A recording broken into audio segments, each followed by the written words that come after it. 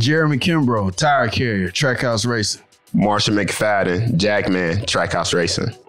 Josh Bush, tire changer, Trackhouse Racing. And this is NFL Players Second Acts Podcast.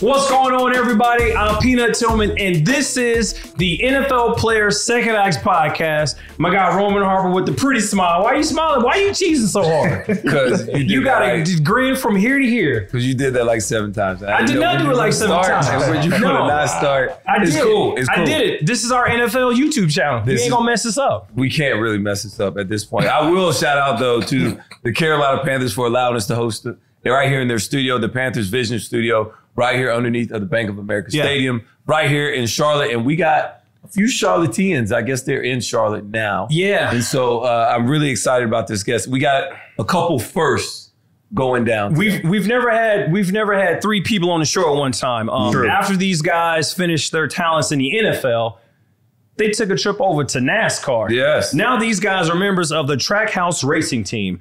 Josh Bush, Jeremy Kimbrough, and Marshall McFadden, welcome to the podcast. Yeah. Appreciate you. Thanks for having us. Yes, sir. Now, just off initial look, 2 of you guys played linebacker. And 1 of you guys played DB. What you trying to say? Let me finish.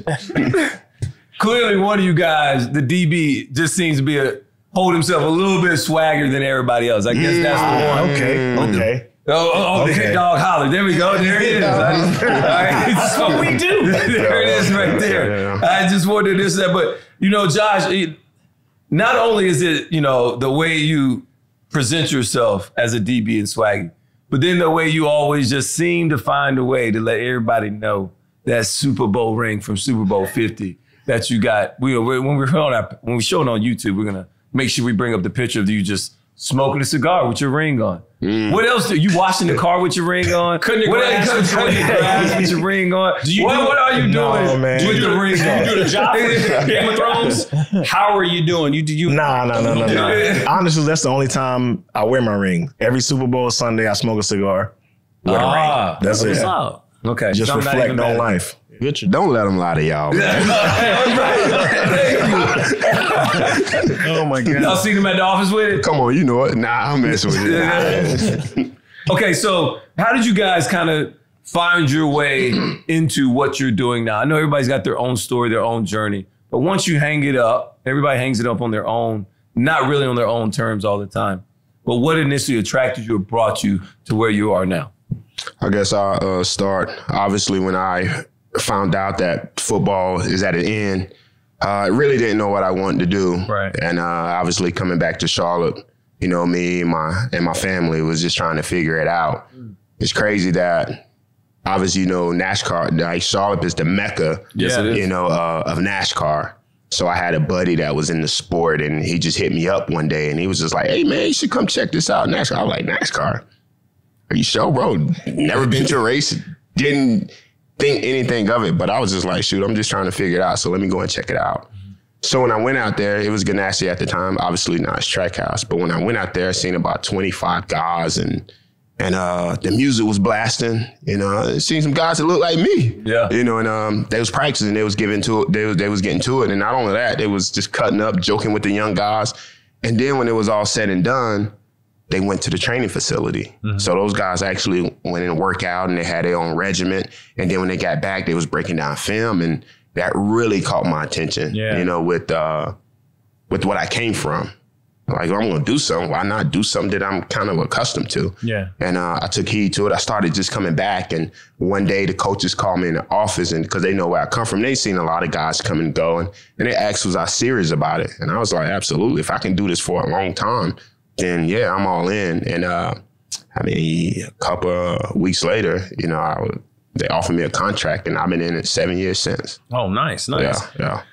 I know absolutely nothing about NASCAR. I played here in 2015. Didn't even know I stayed right down the street from the NASCAR Hall of Fame right here uptown or downtown. We got to get you to Trackhouse. Got to. It's uptown. It's a no question. Both of them. It's a no question. I had no idea. Josh, what is your actual job in the NASCAR in the pit crew? Because I know all y'all do something different. So I'd like each one of you all to explain kind of what it is you do like in your job. All right.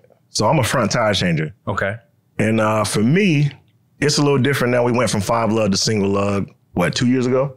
Yeah, this year 3. This year 3? So this is year 3 of single lug. So at first, when I first started, was the last year 5 lug. And that was a lot of, muscle memory. Like, dudes could look at a pattern, close their eyes, and hit 5 lugs. Yes. When I started, I couldn't do that. So when I started into the sport, I'm there at 5 a.m. hitting lug nuts, just trying to get that muscle memory. Now I would say with single lug, it's a different little progression. Like, you can progress faster, but you still got to get to the track and learn. Like, for DBs, you can look good in W drill one-on-ones, but when you get in the game, you feel different things, you learn different things, and you experience different things. Right. So that's when they say you need track experience, you got to feel that car rubbing your heels when you going out. Like, all that makes a difference. Explain what rubbing the heels means. I don't, for those that don't know what that means. How many times you been hit by a car? Probably about like 8 times now. Wait, you said you how many times have you been hit by a car? And you said what? About 8 times. Oh my God. Well, and I'm gonna put this in perspective. Imagine going on 77 on the highway, turn around, put your heels on that white line, and close your eyes, and let all the cars whiz by you. That's what it feel like being at the track. And if you can do that, that's a great analogy. You got what it takes to be a pick you got. So was that like, I know there's rookie hazing in the league. Like, we used to throw guys in the cold tub. So it was just like, hey, Marshall, I know you're not used to this, but I want you to take your heels, put them on this white line, close your eyes. Trust me, you won't get hit. Is that like a hazing thing that y'all have to go through? Nah, but it sends a message. I would say it sends a message of what you're getting into. Because like Jeremy Kimbrough said, I got hit 8 times. So if you ain't on your P's and Q's and understanding the speed of the car that's coming in, because you can't just jump. It's a line they got to touch. Then you can jump and it come in at different speeds. So you got to be in tune in who you are as a person and to make sure you clear that car. And it's just so much that goes into it because sometimes you don't have a lot of space because you got other cars that coming around you. He's not getting hit by his car. He getting hit by somebody else's car because the spaces are so tight. So Kimbrough, yes, sir. You're a tire carrier? Yeah, I'm a tire carrier. So you carry the tire, you change the tire. So let's go back to that. You getting hit 8 times. Like we can't just like move off of that. No, right? Like for those of us that ain't been hit at all from a car. Let's go back to that. Did you bounce back up or what? Actually I got a couple videos. Claim to fame. But I got hit, twirled around. The last few I probably got laid on my back one time. But the last 7, I was able to stay on my feet. So like that's a feat. I got hit, but I stayed on my feet. Stayed on my feet. Linebackers. Because in the moment, like with being a tire carrier, I'm carrying 2 tires out there. Right. Everybody else has. And how much do each one weigh, you think? They're about 40 pounds now. With the aluminum wheels from the old 5 lug, it used to be about 70 pounds. So I got 2 of those in my hands, and everybody other position, they only have 1 object in their hand. So kind of when I go out there, I'm kind of more of an extension, as opposed to I got objects outside of me with those tires.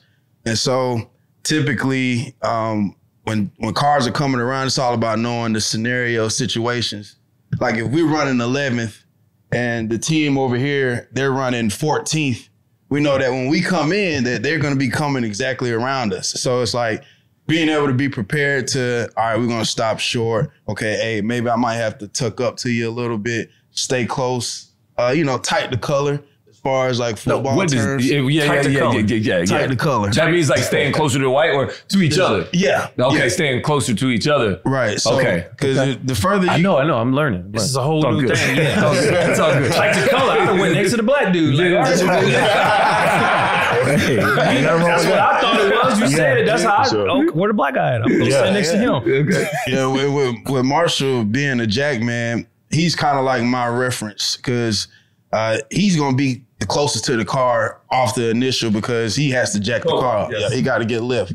So if I know that I'm tight to him, more than likely I got myself a little pocket to let that car go around, and then I'm able to run around and get to the rear.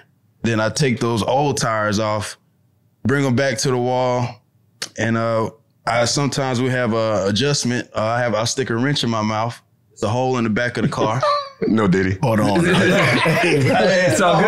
Hey, y'all got to show a video of what this is. Yo, homies, it's all good. It's, yeah. But you make adjustments to the cars. So it depending on, that's why you have to pay attention during the race. Audio cues is huge for us. And just hearing the information and the feedback that the driver gives back kind of give you anticipation of which way on the adjustment that I'm going to go. So it's definitely like a mental sport on my end, but it's all muscle memory though. I got you. Peanut, one thing that I don't think everybody knows, I just learned today.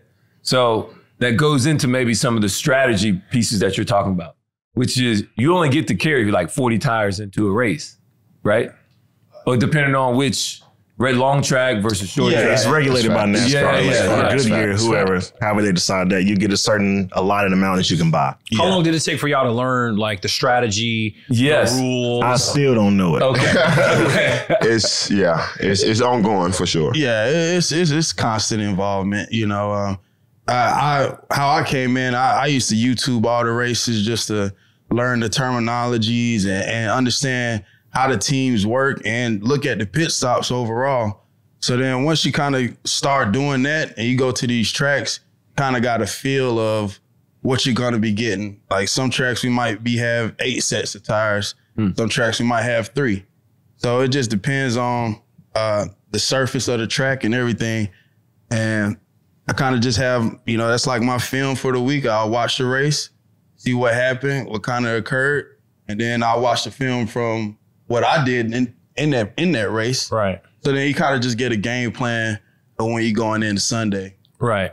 So I know in the league we have the 53-man roster.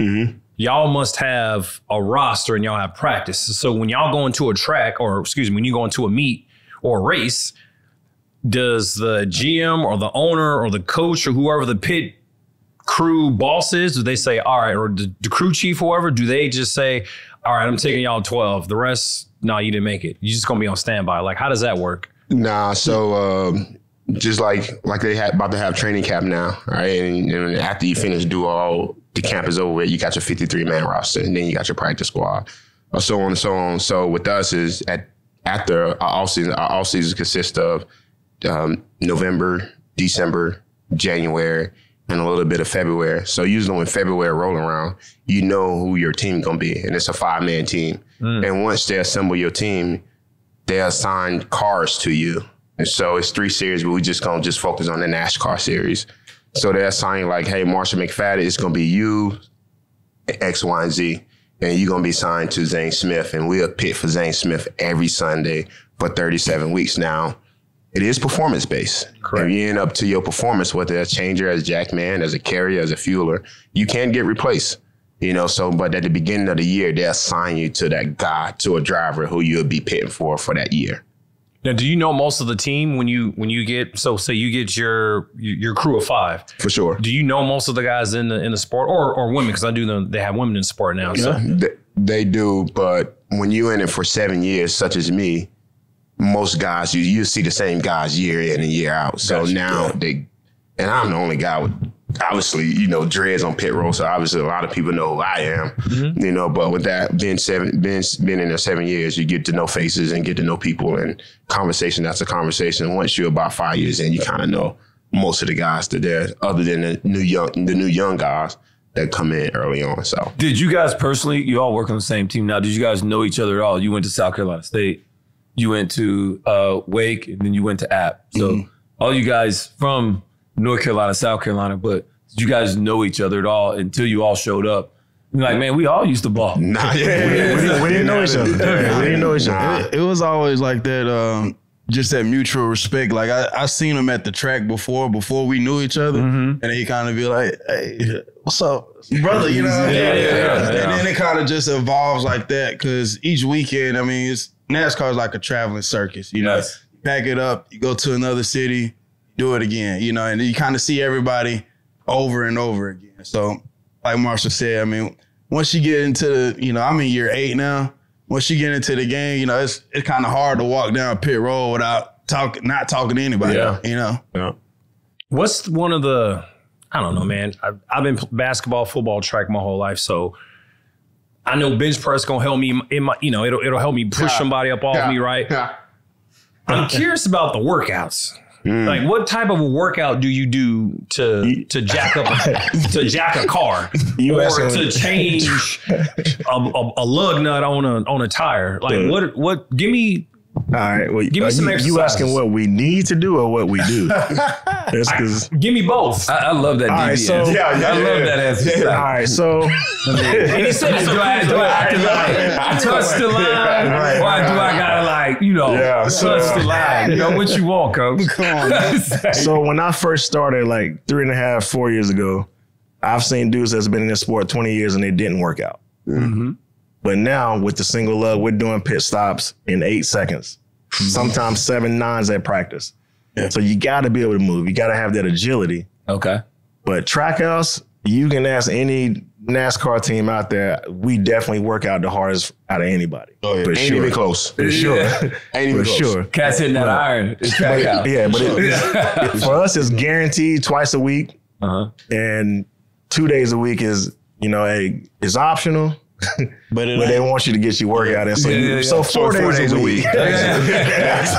But what is it? Is this like a standard workout, or y'all doing farmer carriage? He's doing CrossFit. Standard. So we do CrossFit. No. Just don't say we. Yeah. Be clear about it. Yeah. Well, I do a lot of CrossFit stuff. I find it beneficial for myself just because it kind of just stresses you. It kind of pushes you to that limit where you're tired and you got to keep going, and then you just do it. Yeah. You know what I'm saying? And so when it comes to going out there on Sunday, it's, lap 287 and you got fire suit on 313 laps. It's getting towards the end. That's like the fourth quarter pretty much. And you can see cats already kind of like, man, cats cramping up. You ever cramp before, Slice? Oh yeah, I done cramped before. Yeah. It's charge it to the game. Charge it to the game. Shit, I got hit by a car 8 times, so I'm just charge it to the game. I got 9 lives left. Charge it to the game. It's gonna happen. Has anybody ever been on fire? I know y'all got the fire. Man, listen here. I haven't been on fire, but I seen it for sure though, man. I'm like, yo, really? I seen it. Yeah, nah, seriously. Was it like Will Ferrell in Talladega Nights, or was it? I never seen that movie. You got to watch it. It's hilarious. Yeah, Jay, you got to watch it. I mean, it's I just seen some people get engulfed in flames before, but sure. They had the fire guys right there. Usually they be on top of it. You just gotta. If you ever catch flames, man, just be prayed up. Charge it to the game. Yeah, it depends on who that fire guy is. For sure. Well, I seen a guy catch fire, full flame fire on pit road. He was a rear changer. Could you kind of explain what maybe have caused the flame? Okay, so that's what I'm like. Smoking a cigarette? How are we catching on fire? So what's going on? What happens is when you're in the rear, the fuel is right here. So you got a gas that got a spear shape full of fuel, about 100 pounds. Mm-hmm. And so once you engage it, if you don't engage correctly, fuel just gonna splash. Oh yeah. And so when the changer are engaging, and if it's a spark. Oh yeah, it's true. And that's highly flammable gas too. Absolutely. But highly flammable. But the crazy thing about that is I'm watching the guy on fire. They spray him out. And once he was sprayed, he went back to finish his job, man. Most impressive thing I've seen to this day yet. And this ain't the mobile shell gas. This High octane. Sunoco, Just that above, this was it 93? This is above 93 grain, right? Okay. Bush. I'll ask you. I'll start with you. Other guys can chime in too after they hear you. What experiences in the NFL helped you prepare you for what you're doing now as a changer? People ask that a lot. And for me, man, it's nothing like it. Like playing in the NFL, we grew up doing that. Mm-hmm. Changing tires, you can't really YouTube like how to change the tire in NASCAR. Like you can watch pit stops, but I don't know. It's different. To me, there's really no comparison. You got to be in the pit. Backpedaling didn't help you change tires? It did not. Now, I will say there is a certain mentality that we've developed you know, through just competition in general that allow us, like, especially as a DB, as a tire changer, next play mentality. Oh, great. You mess something up, hey, next pit stop mentality. Yeah. Because you got to do it again. And for me, that's something that I latch on to that I translate from football to NASCAR. But outside of that, to me, it's not the same. Like, NFL is way more stressful, high stress environment. I'm still in the state in NASCAR where I'm learning a lot. Right. And what year are you in? This is what? 3.5 going on 4. Like, I'm in 4 now. So I'm still learning, you know, cars grazing my heels or, you know, just being in certain situations and still trying to deal with it. Yeah. But I mean, outside of that, physical stuff, like, nah, there's nothing really that translated for me as a tire changer. Right. From football to I just think it's so interesting because, you know, as a DB, you know, you get over there like, hey, man, you know, your eyes are in the wrong place here. Like, this would kind of set you up to be wrong here. And as a single nut tire changer, it's just like single lug tire changer, just like, man, you got one. You got to hit it and you got to be on your point. We fight for hundredths of a second. Yeah, if you mess up, it's off of this, right? Yeah. And you just didn't hit it as clean as you wanted. Right. Like, is it still that? How hard is it to really correct? Or is it more just like you said, no, I just got to get to the next one? So that's when I think about that, like, let's say you playing DB and a guy gets you off the line. Now you in trail technique. He got you off the line. Your trail technique has to be so good that you believe in what you're doing and you're still able to make the play. And you don't panic. So you're right. So if I miss an engagement on a lug nut, the rest of my stuff has to be so good that I don't panic. Yeah. So, and it's still putting in that work. From that aspect, you know, but you know the amount of work that you need to put in to be a professional. Yeah, for sure. So there's a diversity program, right? Do you know about the diversity program? I came through the diversity program. Talk about that. Oh, that was, it was monumental for me to get my career started down there with Coach Horton. And so my first 2 years, he took us in. I would say my first time we got there, it was like a 6-month program. And we just did pretty much 2-a-days for 6 months. Just back it up, do pit stops, hang tires, clean wheels, learn how to service your equipment, things like that. How long is a 2-a-day like to practice? Is it like an hour? Is it 2 hours? It was back then. We was probably practicing about an hour and a half a piece. Okay. Yeah. Versus now, what you think is the difference? Now we could. If we go, because I was just trying to see if you trying to be like one of the, old school players, like, back in the day. We practiced 3 hours. Water. You know what I'm saying? when the game was real. I didn't know if that's where you. That's because he said it when he hit his chest. He was like, "Well, I mean, I didn't know." You know how you go back, you be like, "Hey, man, those are grind days." These are real all the time. 6 months is a grind, and 6 months of learning something new. So it's like, you're getting frustrated. You have days where you be like, damn, man, I can't miss. Like, I'm catching it. And then NASCAR is a great sport to humble you. Because then you had that one style you got, hey, you still right there. So Yeah. still keep working, But nowadays, today's practice, we could probably do it in about 30 minutes, where it'd be good. But how we got it structured is about 2 hours. Yeah. So we've all had that welcome to the NFL moment. Is there? Oh, you laughing? You must have a good welcome to the NFL moment. I do. Yeah. Or what leads me into this next one. I want to hear his welcome to the NFL. Yeah. What was the welcome to the NFL moment? Oh man, so for me, and it didn't even happen to me. If y'all know Mike Westhoff, special teams coach, now he probably 75, 77-ish. And I think he with the Broncos now, but he was with the Jets when I was there. He had beat cancer. He's, 65 years old. So at that time, like he just happy to be here. Like he don't really care about nothing. Special teams guy. We in training camp. And this still fresh in. So we still got 90 guys on the roster. He tell a dude, he say, call your mom, tell her to make your favorite meal, because you'll be at home tomorrow to eat it. And I never saw that dude again. So for me, that was like, whoa. This is real. Yeah. Real. Ain't no 4-year scholarships around here. Man. Performance-based. Well, that's the league. It's performance-based. So that opened my eyes and like, yo, this can all be gone just like that. Yeah. How about you guys? Any guys? Yeah. Great. All right, man, listen. And I wasn't even there yet, but it was preseason. And y'all know as a rookie, undrafted, coming in and y'all know we get in about end of the third, fourth quarter. They put all those guys out there. Man, I'm at middle linebacker. So coming from South Carolina State, and there's no knock, but it's a lot that I had to learn as a middle linebacker, especially being in the Steelers defense. Shout out to Orangeburg. My sister went there. There we go. Yeah. Shout out. With Dick LeBeau, man, it's just a lot of stuff. Obviously, I was mic'd up, and excuse my language, I couldn't hear shit. And so I'm learning the sign language, and guys came back, and now I'm tired.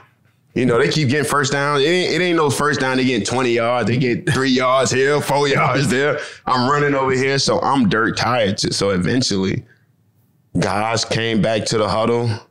I'm tired. I'm coming back to the huddle. They're like, Marshall, wait, what running? I was like, I don't know, man. Y'all just run slow.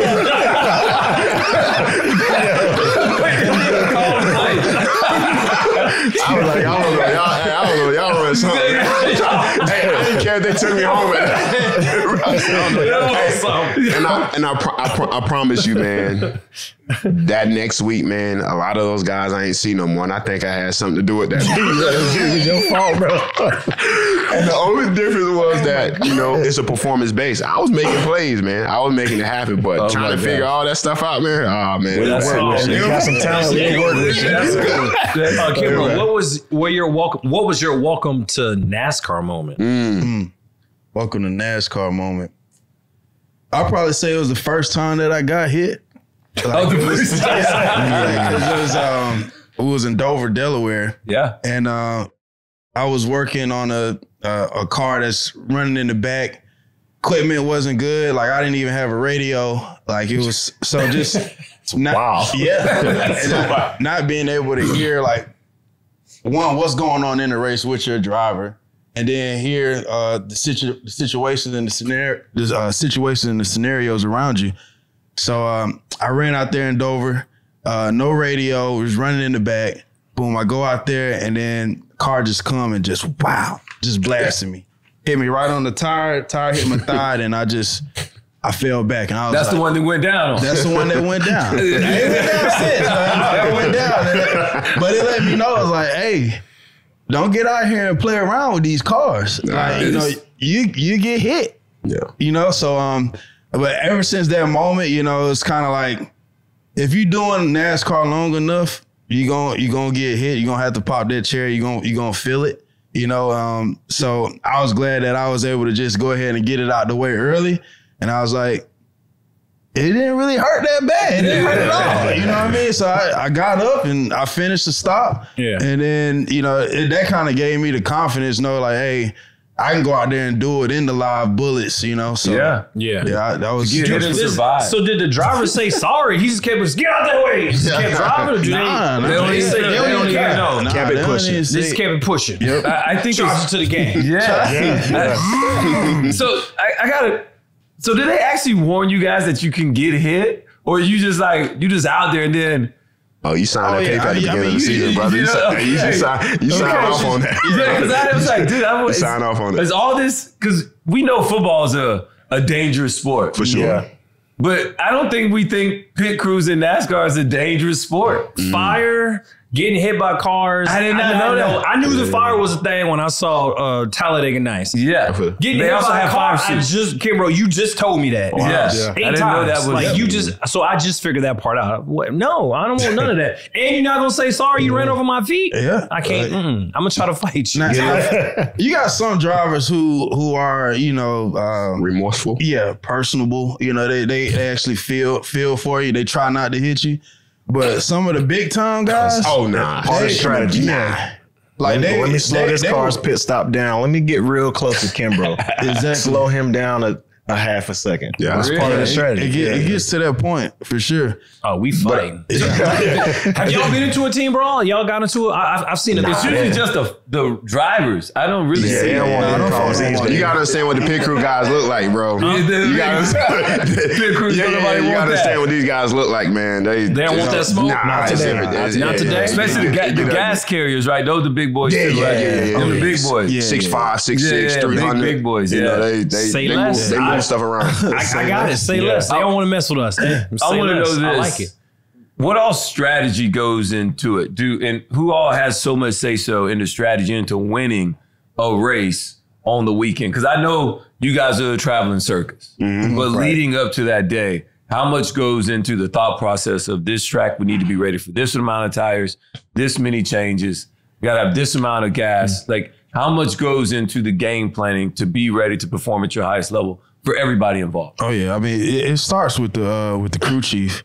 So the crew chief is like considered the head coach of the operations. So he makes all the adjustments and how the car is built, and then you got your car chief underneath that. So he got his guys, all those mechanics, and they the ones that crew chief says, hey, we want, these type of shocks, or we want, the balance to be this type of way. Then they go and they set the car up that way. And then all we do is come in, we would pit it. But then when it comes down to the race, they'll find out, okay, when is the best time for us to pit? How long can we run on fuel? And is the surface good enough where, if we running 30 laps, are we going to need to change tires because the tires are worn out? And then it could be vice versa. You be like, well, we can run 50 laps and the tires be good, but then we're going to have to pit for fuel then. So then it's just all numbers. Like if you go up on top of the box during a race and look at those guys' screens, it's crazy. It look like a video game and then just a bunch of numbers and graphs and stuff. It's all engineering. Yeah. Sure. So it's huge. They do a good job, but it's definitely a different world being a crew chief and making those decisions. And I know it's heavily regulated too, right? Like they check like everything's very, very regulated. Which is what you guys can do. Yeah. And so almost like football too. After the game on Sunday, Tuesday, we come in, we watch film, we break down what we did wrong, then we move on to the next. Yeah, you love that about it. When we perform on Sunday, they give us that Monday off, and then we come in Tuesday and we'll go over, what we done right, what we done wrong. And once we done that, and then we'll prepare for the weekend that's coming up, such as, okay, we're going to Darlington. It's going to be 13 stops. We're going to have 13 sets of tire land. Obviously, we probably going to pit at this stage. So we already have an idea already what we need or what's going on into that race, depending on what track we is. But like Kimbrough said, the crew chief, he's the man of the operations. And once the race starts, that's when all the stuff goes. That's when all the adjustments. We think we got this. Gotcha. Then when the game starts, we got to play the game. It's glued to him. He gonna hey, come down. We're gonna do right sides with a right side adjustment, or we're gonna do 4 tires and X, Y, and Z, and we just execute.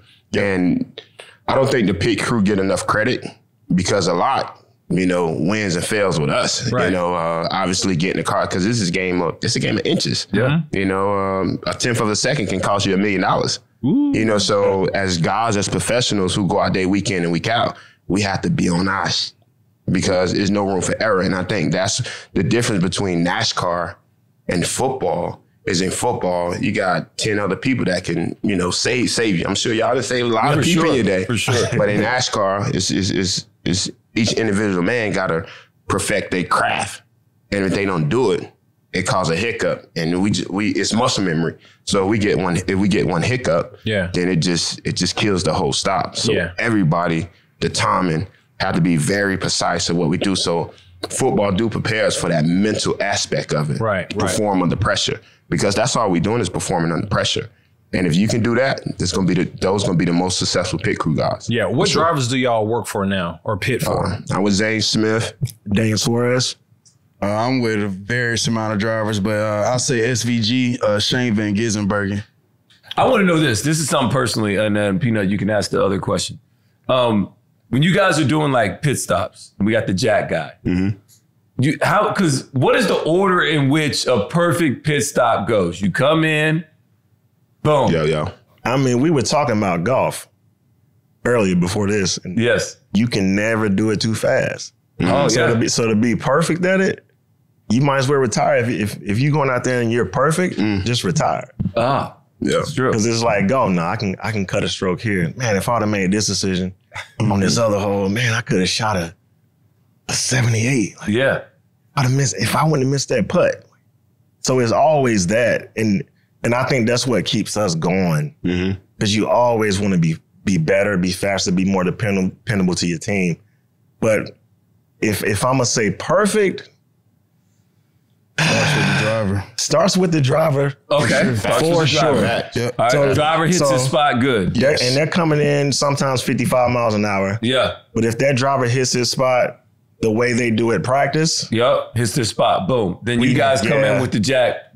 Do you do one side each or you do fronts and then back? I do front. So we'll do the right side of the car first. Right side of the car. Yep. Boom, boom, boom, boom. And then once we transition, we'll go around to Roll the left around, side. run around. That's why you got to be quick. Stay Yeah. tight to color. Tight to color. Tight to color. There you Boom, go. we coming around. Yes, sir. And Jack again. there's also penalties that you can get in NASCAR. For sure. Yeah, So uncontrolled tires going outside of the box. Oh yeah, yeah. So you got to keep your stuff in your own playground. Oh yeah. Oh yeah. Okay. Yeah. Staying tight right there. Then we come around, that. Yeah. hit the jack again. The gas is already going I'm in. so intrigued by these rules. He's gassing it right now, right? While you guys are doing this, Yep. hitting the first sure. right side. Come around left side, jack Yep, again. yep, yep. Boom. One Yep. touch, you're out. Yep. You got the guy in the back, one touch, and he's out. Yep. Yeah. Changing tires. Yeah. And tire man, what are you doing with the ones we take off? You just catching them in? I'm taking the tires and I'm bringing them back to the wall, to the Okay. left side. So it's like, How about when you take the ones off the right side first? You take Yeah. those. What do you do with those? yeah, I pick them up and I run. And like usually, like CrossFit style. CrossFit style. CrossFit stuff. Yeah. as a tire carrier, I'm like the safety of the team. So like once I get that tire up, you know, everybody on that right side, they be about gone. So it's Yeah. like you on the island. So I'm always the one that's got to be like catch up, get to the left side in time. And then you want to have that for it to be perfect. You want that timing. As that tire is coming out, I want to be putting mine on. So it's like a window that you want. That's how you can get a perfect stop. You know. Ah. So you talk about maybe inches apart from a tire coming out and the tire going on, and just when you have that rhythm and that spacing and that timing.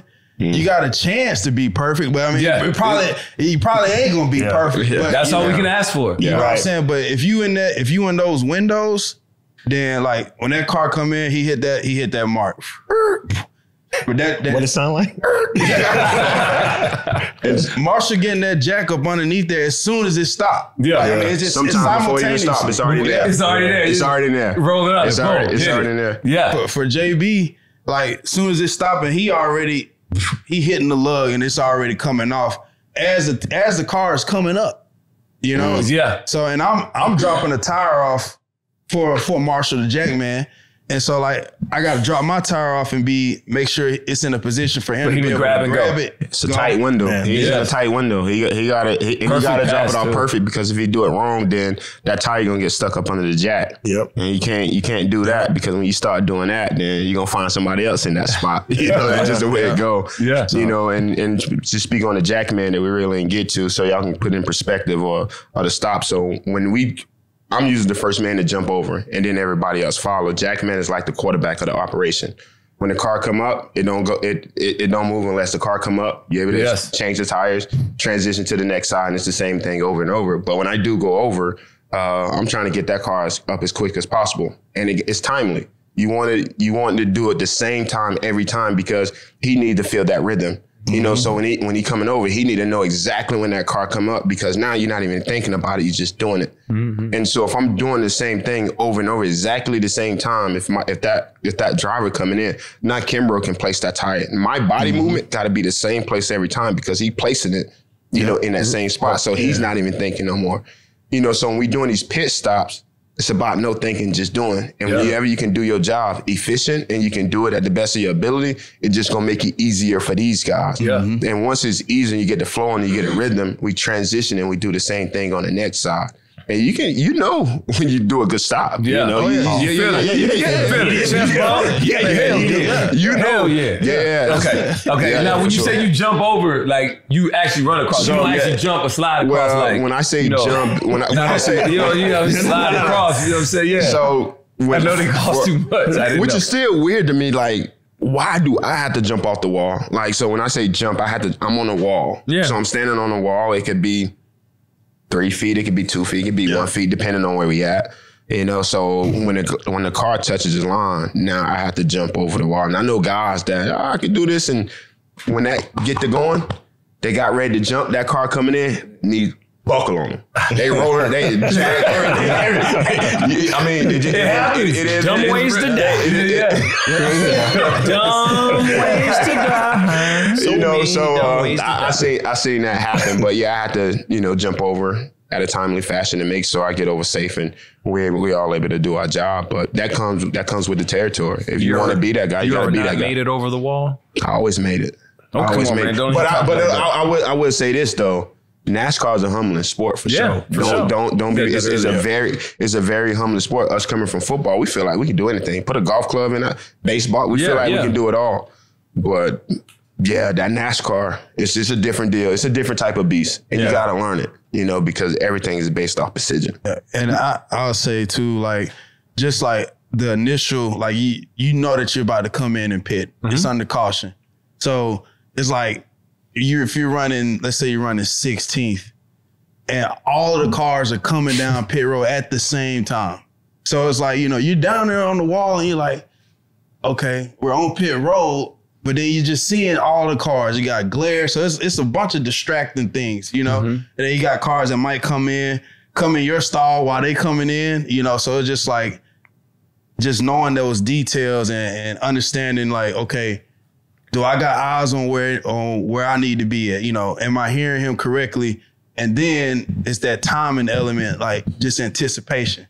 So it's just like, reading route recognition, right? Being able to, okay, I see that, I know what pattern's coming, and then now I'm anticipating and I'm going. Timing up a bliss. That's it. I want to ask you a more serious question, and I don't think it's that serious for you guys. Mm-hmm. I mean, this is a very loose group, if you can't tell. Do you guys take pride in, or what is your opinion on being the guys that you are, looking the way that you look in a sport that has been predominantly a non-African-American sport, but has really changed in the last couple of years, big time? How do you feel when encouraging young people that may look like you or may come from places like you are to get into this sport, or that they look at you as like, man, because these guys like, maybe I can do this. Yeah. And you're kind of being like the, kind of a trailblazer in a sense, because you guys are, this is a newer, this is a newer thing, especially former football players. Yeah. I mean, for me, if y'all went to a race, you would see a lot of guys that look like us. For sure. That pit race cars. Okay. But the guys we was talking about up top, crew chiefs, engineers, competition directors, they don't look like us. So but right now, what I'm trying to step into those roles. Like, how do I learn how to become that if I want to? Yes. Because a thing now that NASCAR teams do, they all go to college and recruit former athletes. Yes. We all have degrees. Yeah.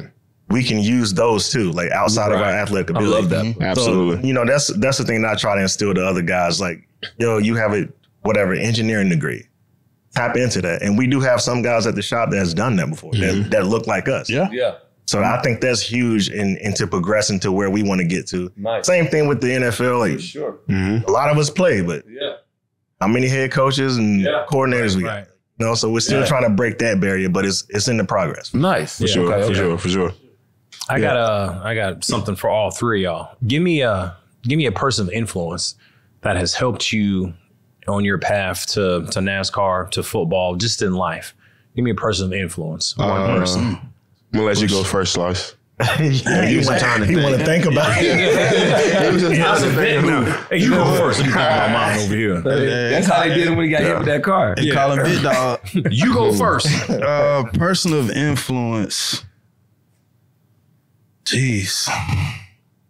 Man, I have to say, like, just for NASCAR, I have to say Coach Horton. Mm-hmm.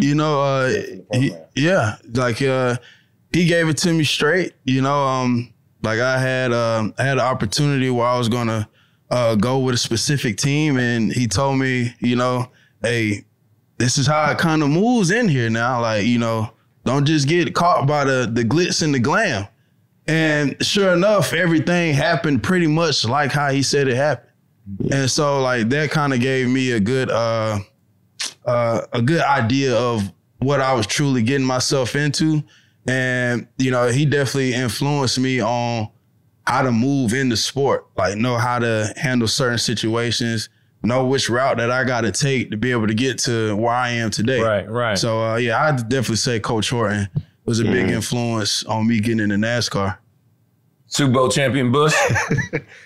Oh, man, when I'm thinking about, let's see, you want getting into NASCAR or the NFL? It's your call. It's your call. I'm going to go with the NFL. Getting into the NFL and just me, like, believing that it's even attainable. I would have to go with Kenny Moore. So he went to Wake Forest. He was, 3 or 4 years older than I am. Mm-hmm. And he always believed in everything that I did, whether it was football, like doing music or whatever. Like when I was in college, he connected me with Jonathan Stewart to make music. Oh, yeah. So I always thought when I graduated college, I'm going to LA to produce music. Yeah. That's always what I believed in. And I got an injury in college and I had to sit out for, 6 or 8 months. And just from that aspect of missing football, it was like, like when I get this back, I'm never going to take it for granted again. Mm-hmm. So then I just worked and talked to him. He taught me through all that stuff because at that time he was in the league already. And he was like, bro, like it's got like you can play in the NFL. So just working at it. Don't give up. Yeah. Like just, and it's not that I gave up. It was just like that. I didn't grow up thinking like I'm that guy. Yeah. Like I'm going to go to the NFL. Like, because I knew the odds. I'm an intelligent guy. Like I just always knew like I produced music since I was 12. Right. Like I can do this for sure. But once I bounced back from that, I was an All-American and everything just started clicking. And with his guidance through that, like he was teaching me about like finances, having to deal with training camp, just making rosters, right, saying no to people, like just things like that. Yeah, like just so to have a guy like that has done it before, and he wasn't like a superstar or anything in the NFL, but and he was from Charlotte, played for the Panthers actually, so he had a lot of people reaching out to him, asking him. So for him to be able to have those conversations with him, it just prepared me to have better success. Yeah. Do you still produce music? I do. I figured you did. I do, yeah. All right. What, you going to give us some we can take with us? I mean, like a little, just something you got in the works, or you just going to Kanye us and just I can sing y'all some stuff. I can sing y'all some stuff. Yeah, Kanye it is. You got to buy it. I can send it to you. Nah. Fingers going on. He in it. When you go to his house, he invite you to his house, and the first thing he do, hey man, let's go to the man cave. And in the man cave, he got everything set up. Come on, man. Don't give it all away. Don't give it all away. He get it like. There's so much to show. I can't do it. For sure. Come on, man. Sexual shock. Okay. All right, for me, I'm gonna just be honest with you, and I will shout out a guy, but I just think just how I came up and just what I had to overcome in life. I became a strong individual, and just basically had to raise my other siblings and just being that platform for my family, just knowing through what I've been through, and we never really focused on sports or anything but I was good at it, and good to a point where it was other stuff that I was worried about in life, and like football or basketball, But an opportunity did present itself from, I guess, high school, and went to a North-South game, played both ways, and ended up getting MVP. And then I had colleges knocking my door. Ended up going to pick South Carolina State. And the only reason why I picked South Carolina State is because all my other friends went there. I was like, shoot, I'll just go to South Carolina State. Right. But ended up going to South Carolina State, and it was I met some adversity there where I had 2 season-ending injuries. One was my dislocated my elbow, put me out for the season, and my wrist that put me out for the season. But I was that guy that, based off of my past experience, I I was a strong individual, so when I fell once, I always got back up twice. Yeah. So when I came back and, you know, I was able to perform at a decent level, but I just remember Dan Rooney, he was the head scout of the Steelers at the time. He came down and he came to visit me. I was in the cast, it was my senior year. He was like, man, I came to see you. I was like, man, but he was just like, and it's the first time that I knew that I had a possibility to play in the NFL. Somebody was looking at you. Yeah, absolutely. He was like, man, I came here just to see you. I was like, yeah. He was like, well, just watching. I was like, ain't too many guys that can do what you do. And I said, I think you can be a 2nd-round draft pick. And after my senior season or whatever the case may be, I got injured a lot my senior because they granted me another year, but I only played like in 4 games with the injury. I picked up 70 pounds in college. I went in as a DB, came out as a middle linebacker. Eating good. Yeah, I know. Didn't even know he was starving that long until he got to college. Didn't even know. You know, so just banged up with a hamstring injury with the weight and explosive. Y'all know how y'all know how that works. So man, believe it or not, man, the draft, it was a lockout year. I think it was 2011. Lockout. Yeah. It was a lockout year, and when the dust settled, I was at home. I didn't get a call from nobody. Right. Like nothing. So my agent had moved here to Charlotte to train. So I was training, and eventually I started, you know, help working there because obviously the season was passing me by. But I kept myself, I kept being grounded, kept working out, and, you know, staying in shape. And I think the Steelers lost against Denver in the playoff. Guess they lost to the Tebow or whatever. Yeah, that was a Tebow game. Absolutely. But right after that game, man, I got a call from you know who. I mean, y'all know how HBCU, 2 season injuries, didn't get a call. Y'all know that one was fast. But after that, they lost in the playoff. The next day, Mr. Rooney, that same guy that came and said that I was a 2nd-round, he thought I was a 2nd-round draft pick. He called me. I flew out to Pittsburgh, and once I'm thinking I'm going on a visit, I didn't know it was going to be 13 other guys there. But obviously, I believed in myself and the work that I put in. I was the only guy to leave with a contract I did, and that's how my NFL career started. And I owe that a lot to him. That's awesome. You know, and yeah, he was in my corner. So where I'm at now, that's a lot to him for sure.